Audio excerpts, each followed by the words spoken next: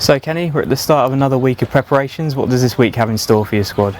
It's keep working away, looking forward to the Oxford game. We've been looking for another friendly if we can during the course of this week, and we have one or two options that we hope to be able to put into place, but the players are in good spirits, and as we get down with it within a fortnight now of the Oxford games coming, they're looking increasingly sharper.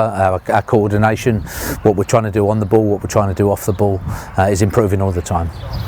The two friendlies you've had already with Reading and Brentford, how much encouragement can you take from those two performances? Yeah, yesterday was a really good game at Fratton Park. They put on put out a very strong side against us, and for us, similar to the Reading game, it was a big test. But that's where we all want to go, which is into the Championship and compete with those sort of clubs. It's no point at this stage, getting friendlies that are necessarily too easy. We have to really stretch and test ourselves and push, because when the games do come on the 3rd and the 6th of July, we have to be ready, and we have to be at full speed. It's not like a normal pre-season where you can build up into a 50 or 60 game season, and you have to find some consistency. We want to be doing well right from the off. So the standard of the friendlies, the standard of the players against us has really helped push us.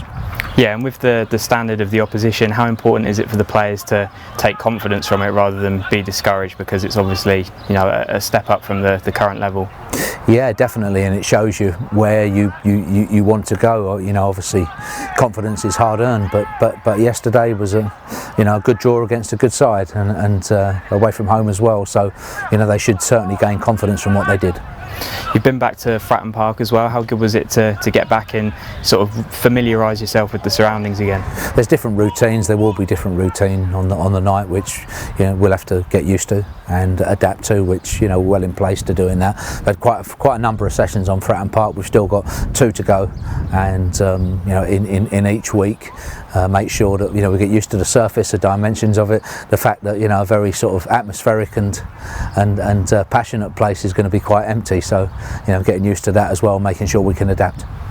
As a manager, you do often like to give instructions from the sidelines. Is that a potential positive? Is that it sort of makes that communication easier? Yeah, maybe it does, and it's a combination of getting it right in the week. And if the more you do in the week, the more you get right, the less you have to speak on the day. But similarly, there's opportunities and encouragement, information are big things anyway, all of the time. However you give them, whether that's in the week, whether that's half time before the game, and there is that opportunity during the game to make slight adjustments and for the players to be able to hear you. You've obviously experimented quite a bit in the friendlies and in training. Would you say that sort of every place is up for grabs at the moment? Yeah, I would, and we have. We've tried to get as strong as we possibly can, because with quite a long period, you never know the testing system, how that goes, and we've wanted to get everybody ready, because as well as that, there's 2 games in quite a short space of time, and we do feel that we're going to need all of our squad.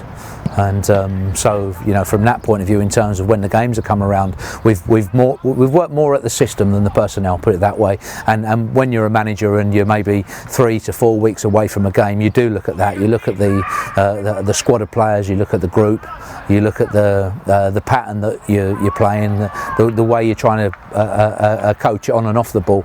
And if the personnel change, then you want it to be seamless and people to still know their jobs. Now that's part of any pre-season period anyway, and that's been a big part of mine. So yeah, personnel have changed, and how we're working towards this system that can win us the playoffs. That's what matters.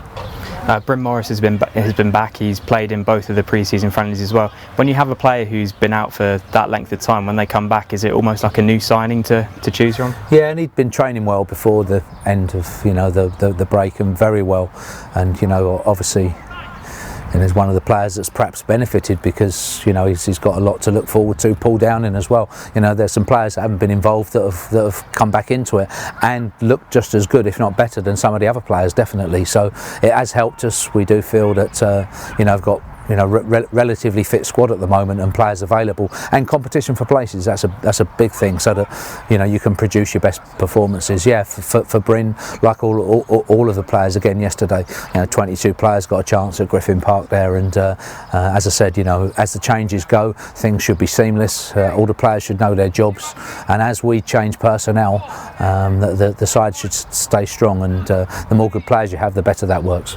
Yeah, and just finally, in terms of injuries, is it still just Rico Hackett-Fairchild who's not quite there yet? It is, yeah. I mean, he's been unlucky in terms of just his quad injuries kept him out of the 2 games, and was looking very, very good in training up to then. But he'll be back this week, and that does, at the moment anyway, and we hope it stays like that, a fully fit and available squad.